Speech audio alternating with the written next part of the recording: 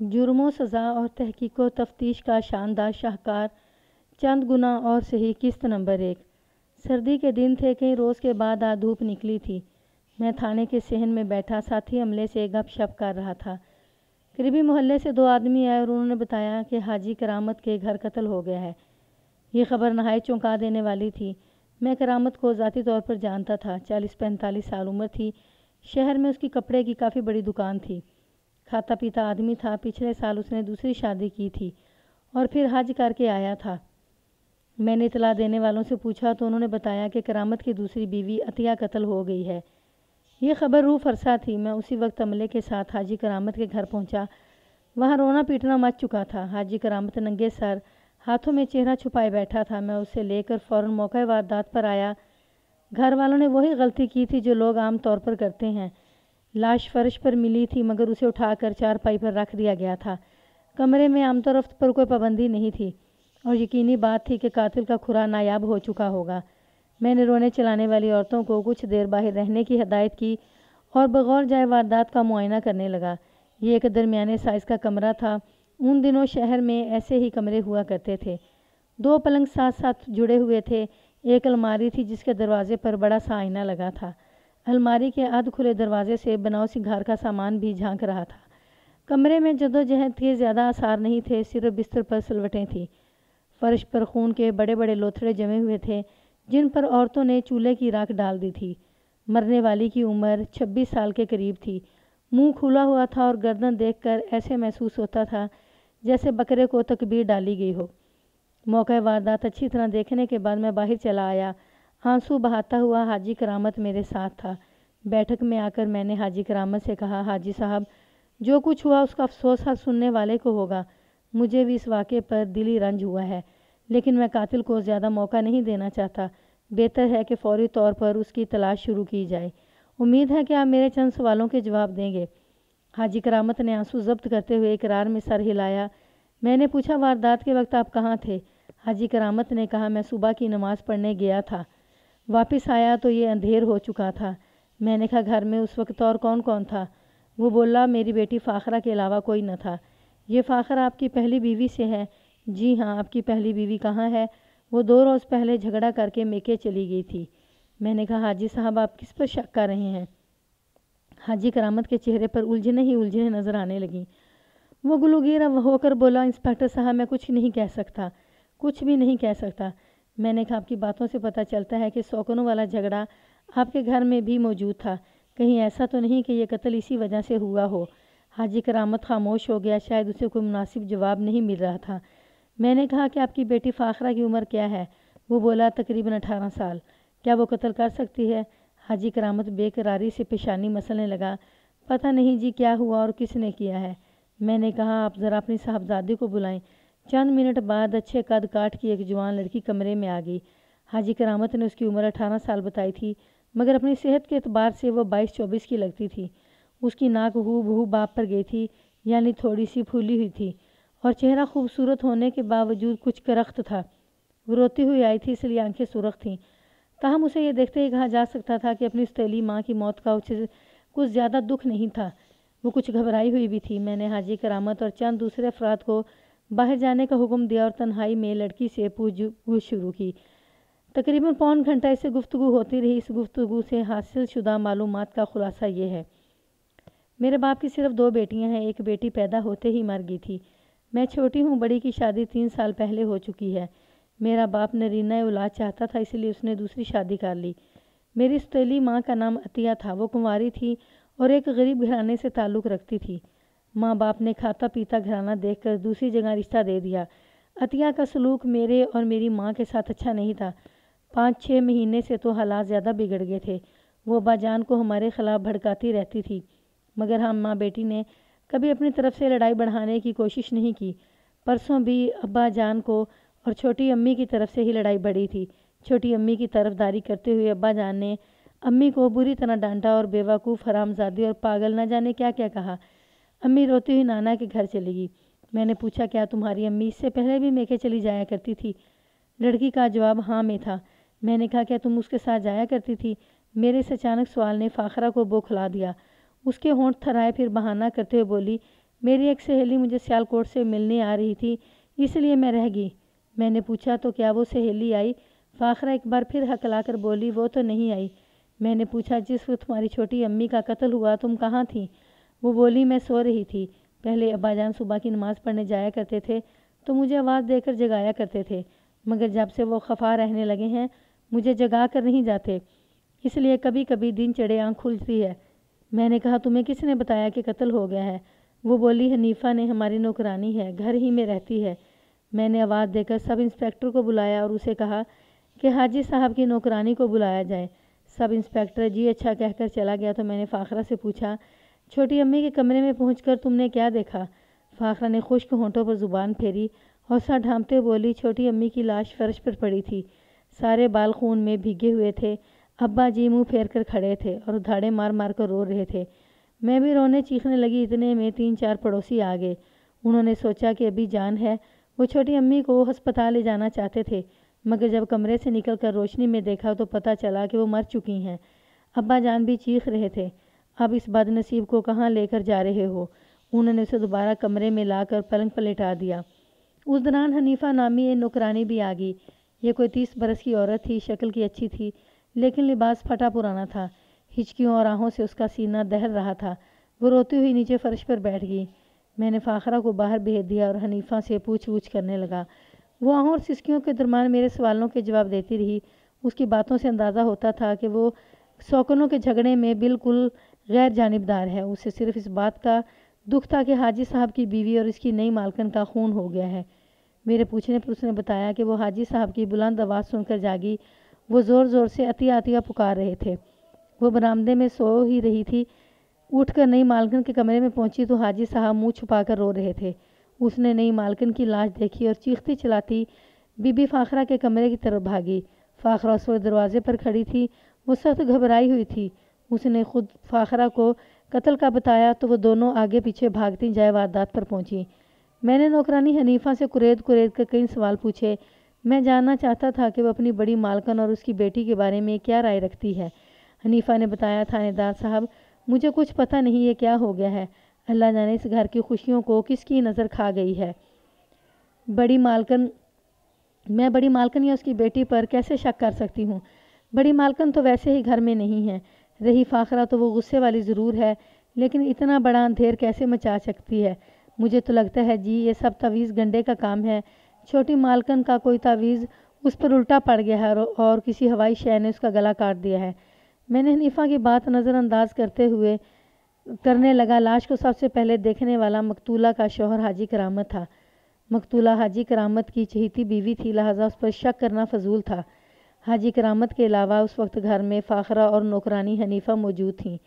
فاخرہ کے خلاف ابھی تک کوئی ثبوت نہیں ملا تھا، رہی نوکرانی تو وہ اس معاملے میں ملوث نظر نہیں آتی تھی۔ اسے ضرورت بھی کیا تھی اپنے مالک کی بیوی کو قتل کرنے کی، جبکہ گھر سے کوئی چیز بھی غائب نہیں ہوئی تھی، نہ قتل سے پہلے اور نہ بعد میں۔ شاید میں دیر تک اسی لائن پر سوچتا رہتا، لیکن ایک اطلاع نے میری سوچ کا رخ بدل دیا، اور اس روز شام کے وقت حاجی کرامت تھانے آیا تو اس نے بتایا کہ نوکرانی حنیفہ چند روز سے غائب ہے۔ حاجی کرامت نے بتایا، کل تک تو میں یہی سمجھتا رہا کہ وہ شاید بتائے بغیر کسی ضروری کام سے چلی گئی ہے، لیکن اب میں سوچنے پر مجبور ہو رہا ہوں کہ اس کے ساتھ کوئی واقعہ پیش آیا ہے۔ میں نے کہا، کس قسم کا واقعہ؟ حاجی کرامت پریشانی مسلتے ہوئے بولا، ہو سکتا ہے اسے کسی نے اغوا کر لیا ہے۔ حاجی صاحب کیا یہ نہیں ہو سکتا کہ وہ اس قتل میں ملوث ہو؟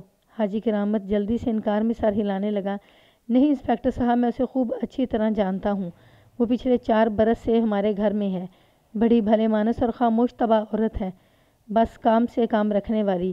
میں نے اسے سرکاری ہسپتال کے باہر بے یار و مددگار کھڑے پایا تھا، ہسپتال والوں نے بھی اسے چھٹی دے دی تھی اور وہ باہر کھڑی رو رہی تھی کیونکہ اس کا کوئی ٹھکانہ نہیں تھا۔ میں اسے گھر لے آیا تھا۔ حاجی کرامت کی بات نے مجھے حنیفہ میں دلچسپی لینے پر مجبور کیا۔ میں نے پوچھا، آپ نے اس کا ماضی جاننے کی کوشش کی؟ حاجی کرامت بولا، تھوڑا بہت اس نے بتایا تھا، وہ بہت دکھیاری عورت تھی، بے اولاد تھی، خامد نے اسے دھکے مار کر گھر سے باہر نکال دیا، میکے میں ایک پاگل ماں اور ایک بہن کے علاوہ اس کا کوئی نہیں تھا، وہ پیروں فقیروں کے چکر میں پڑ گئی اور اس چکر میں اتنا خراب ہوئی کہ آخر بیمار ہو کر امرتسر کے خیراتی ہسپتال میں آ پڑی۔ میں نے کہا، آپ اس کا کچھ ٹھکانہ تو جانتے ہوں گے؟ حاجی کرامت بولا، نہیں، وہ اس بارے میں کچھ نہیں بتاتی تھی، بس اتنا اندازہ ہے کہ گجرانوالہ کے نزدیک کسی گاؤں میں رہتی تھی۔ میرے سب گھر والے اس سے بہت خوش تھے، کبھی کسی کو اس سے شکایت نہیں ہوئی تھی۔ میرے بھی دماغ میں کبھی نہیں آیا کہ میں اس کا پیچھا کروں یا اس کا پیچھا مجھے معلوم کرنا چاہیے۔ میں نے کہا، حاجی صاحب ویسے تو آپ بہت سیانے بنتے ہیں، لیکن یہاں پر آپ ایک فاش غلطی کر گئے ہیں۔ ایک عورت 4 سال سے آپ کے گھر میں رہ رہی ہے اور آپ کو کچھ معلوم نہیں کہ وہ اچانک غائب ہو جائے تو اسے کہاں ڈھونڈیں گے؟ حاجی کرامت کے ماتھے پر پسینے کے قطرے نمودار ہونے لگے۔ واقعی اس سے ایک سنگین غلطی ہوئی تھی۔ میرے خیال میں حاجی فطرتاً ایک مفاد پرست شخص تھا۔ ایک صحت مند نوکرانی روٹی کپڑے پر 24 گھنٹے اس کی خدمت کر رہی تھی۔ اسے کیا ضرورت تھی کہ اس کا ماضی ٹٹول کر اسے بدظن کریں؟ میں نے کہا، حاجی صاحب ٹھیک بتائیں، وہ کس روز سے لاپتہ ہے؟ حاجی صاحب نے دل میں حساب لگایا اور بولا، قتل کے تیسرے روز دوپہر کے وقت میں نے اسے آخری بار دیکھا تھا۔ اس کا مطلب ہے اسے غائب ہوئے پورے 8 روز ہو چکے ہیں، اور آپ مجھے اب بتا رہے ہیں؟ حاجی کرامت گھبرا کر بولا، انسپکٹر صاحب مجھے تو اب بھی یقین نہیں آ رہا کہ اس معاملے میں اس کا ہاتھ ہو سکتا ہے۔ میرا تو خیال ہے، میں نے تلخی سے کہا، آپ اپنا خیال اپنے پاس رکھیں یا پھر خود تفتیش کر لیں۔ حاجی کرامت گڑبڑا کر چپ ہو گیا۔ میں نے اسی وقت حاجی کرامت کو ساتھ لیا اور اس کے گھر پہنچ گیا۔ تفتیش نے ایک نیا رخ اختیار کر لیا تھا۔ میں نے گھر والوں اور پڑوسیوں سے حنیفہ کے بارے میں مختلف سوالات کیے۔ ان سوالوں جواب سے معلوم ہوا کہ حنیفہ ایک خاموش طبع اور کچھ خبتی سی عورت تھی، مگر محنتی بہت تھی۔ رات سب سے آخر میں سوتی تھی اور سب سے پہلے اٹھ جاتی۔ سارے گھر کا کام وہی سمیٹتی تھی، لیکن کبھی کبھار مہینے میں ایک آدھ دفعہ اس پر کاہلی کا دورہ سا پڑ جاتا تھا۔ ایسے میں وہ اپنے سر پر پٹی باندھ کر سارا دن اندھیرے کمرے میں چارپائی پر خاموش پڑی رہتی۔ باہر نکلتی تو آنکھیں سوجی ہوئی ہوتی۔ یہ سب کو معلوم ہوتا تھا کہ پچھلے دکھوں کو روتی رہی ہے۔ حاجی کرامت کے گھر وہ ایک چھوٹی سی کوٹھڑی میں رہتی تھی۔ سیڑھیوں کے نیچے یہ کوٹھڑی گھر کے اسٹور کے طور پر استعمال ہوتی تھی، مگر پچھلے 4 سال سے یہ حنیفہ کی رہائش گاہ تھی۔ میں حاجی کرامت کے ساتھ اس کوٹھڑی میں داخل ہوا۔ ایک چارپائی، ایک گدا اور میلا سا لحاف خستہ حال ٹرنک، دیوار سے لٹکا ہوا ایک تھیلا جس میں ادھیڑے ہوئے سویٹروں کی اون، سلائیاں، کپڑوں کی دھجیاں وغیرہ پڑی تھیں، اور ایک گٹھڑی جس میں معمولی استعمال کی چیزیں باندھی گئی تھیں۔ یہ تھا اس کوٹھڑی کا کل اثاثہ۔ میں نے پیشہ ورانہ سلیقے سے اچھی طرح تلاشی لی تو ایک پھٹے ہوئے لحاف سے اندر سے ایک پڑیا برآمد ہوئی۔ کھولی تو اس میں افیم کی ڈلیاں تھیں، لیکن جو دوسری چیز برآمد ہوئی وہ زیادہ اہم اور فیصلہ کن تھی۔ یہ ایک تیز دھار چھری تھی جس پر سیاہ دھبوں کی صورت میں ابھی تک مقتولہ کا خون لگا ہوا تھا۔ غالباً جلدی میں حنیفہ یہ چھری اچھی طرح صاف نہیں کر سکی تھی۔ قرائن سے پتہ چلتا تھا کہ آلہ قتل کو لحاف میں عارضی طور پر چھپایا تھا تاکہ بعد میں اطمینان کے ساتھ اسے ٹھکانے لگا سکے۔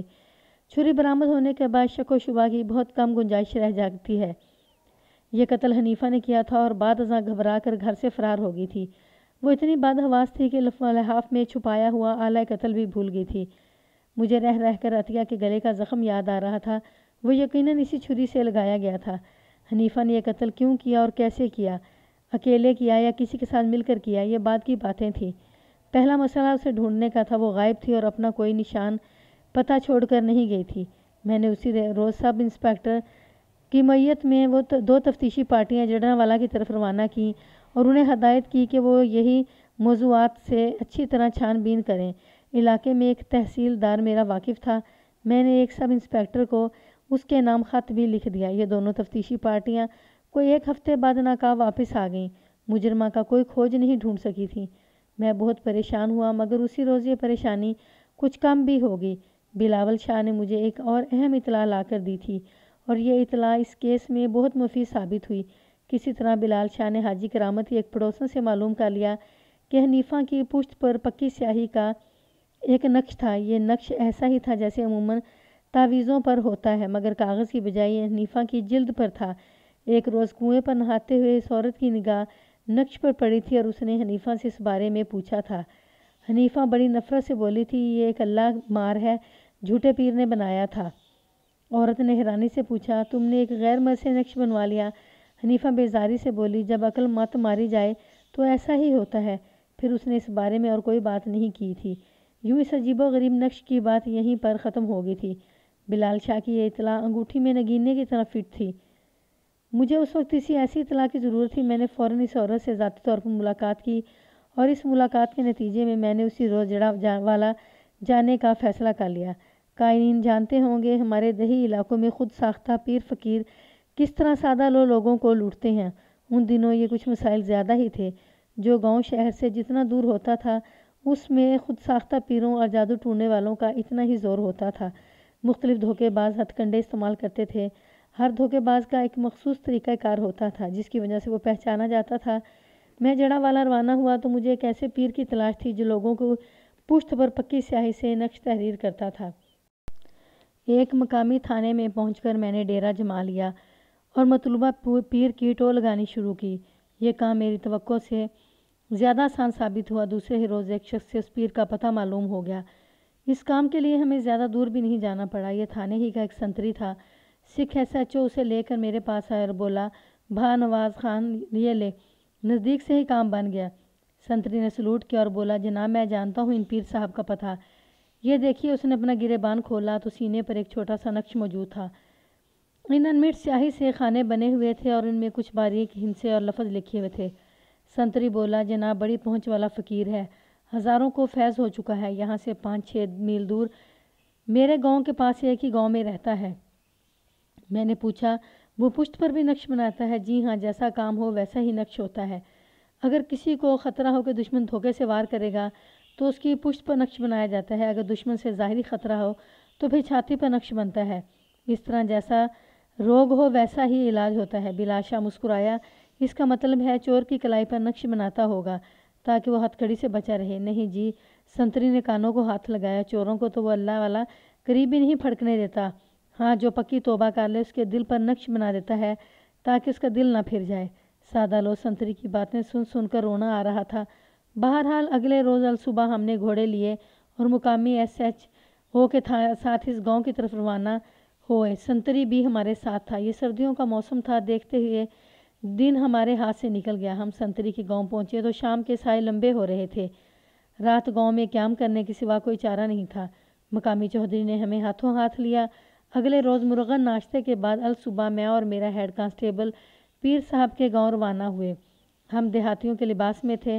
چونکہ ہم امرتسر سے آئے تھے لیکن اس لیے ہمیں کوئی خطرہ نہیں تھا کہ پیر ہم کو پہچان سکے گا۔ دن 10 بجے کے قریب ہم سرکار موتیاں والی کے آستانے میں بیٹھے تھے۔ یہ بندہ پراسرار سرکار موتیاں والی کے نام سے جانا جاتا تھا۔ مختصر طور پر اسے سرکار کے نام سے یاد کیا جاتا تھا۔ یہ ایک طویل حجرہ تھا جس میں چٹائیاں بچھی ہوئی تھیں۔ عقیدت مند اور مریض 2 قطاروں میں بیٹھے اپنی باری کا انتظار کر رہے تھے۔ حجرے کے آخر میں ایک اور چھوٹا سا حجرہ تھا۔ سرکار اس حجرے میں تشریف فرما تھے۔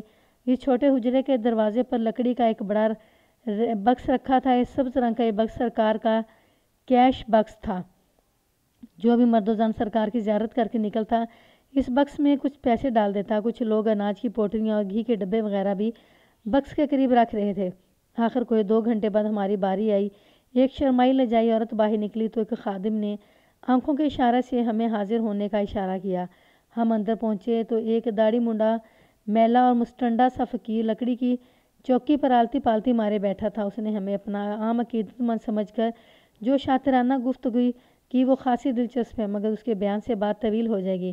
مختصر یہ کہ جب میں نے اسے بتایا کہ میں پولیس والا ہوں اور پوچھ گچھ کے لیے آیا ہوں تو اس کے چہرے کا رنگ بدل گیا مگر آدمی کائیاں تھا، جلد ہی اپنے حواس پر قابو پا گیا۔ میں نے کہا، مجھے ایک ایسی عورت کی تلاش ہے جس کا نام حنیفہ ہے۔ وہ بے اولاد تھی اور علاج کے لیے تمہارے پاس آیا کرتی تھی۔ تم نے اس کی پشت پر ایک تعویذ بھی تحریر کیا تھا۔ میں نے یہ باتیں بتائیں تو سرکار کی سرمد پوش آنکھوں میں چمک سے لہرا گئی۔ مجھے اندازہ ہوا کہ وہ میری بات سمجھ گیا ہے لیکن اگلے ہی لمحے اس کے چہرے پر مکارانہ بے خبری پھیل گئی۔ بولا، کون حنیفہ؟ اللہ کے بندے، تیری مشکلیں آسان ہوں۔ اس فقیر کے پاس ہر روز سینکڑوں بشر آتے ہیں۔ کون آتا ہے کون جاتا ہے کیا معلوم؟ تو کب کی بات کر رہا ہے؟ میں نے کہا، بات تو 4 سال پہلے کی ہے لیکن میرا خیال ہے تم گیانی دھیانی آدمی ہو، ذرا دماغ پر زور دو گے تو یاد آ جائے گا۔ موتیاں والا ایک بار پھر انکار میں سر ہلانے لگا۔ کچھ دیر ہم دونوں میں بحث و تکرار ہوتی رہی۔ پھر میں نے اندازہ لگایا کہ وہ کچھ تذبذب میں ہے۔ میرا شبہ یقین میں بدلنے لگا کہ وہ حنیفہ کے بارے میں ضرور کچھ جانتا ہے۔ مجھ سے کہنے لگا، اللہ کے بندے، فقیر لوگوں سے کچھ چھپانا نہیں چاہیے۔ مجھے اس عورت کا حلیہ بتا اور ساری بات کھل کر سمجھا کہ تو کیوں اس کے پیچھے ہے۔ ہو سکتا ہے میں تجھے کوئی راستہ دکھا دوں۔ میں نے حنیفہ کے بارے میں کچھ ضروری باتیں موتیاں والے کو بتائیں۔ وہ فقیرانہ انداز سے آگے پیچھے جھومتا رہا اور سنتا رہا، پھر کہنے لگا، اللہ کے بندے، فقیر تیری مشکل آسان کرنے کے لیے 8 پہر کا روزہ رکھے گا، تو کل اس وقت آنا، تو میں کچھ نہ کچھ بتاؤں گا۔ میں نے کہا ٹھیک ہے۔ میں اس سے رخصت لے کر حجرے سے باہر نکل آیا، لیکن مجھے معلوم نہیں تھا کہ اس شخص کی میری اور پہلی اور آخری ملاقات ہے۔ اگلے روز الصبح حجرے میں سرکار موتیاں والے کی لاش پائی گئی۔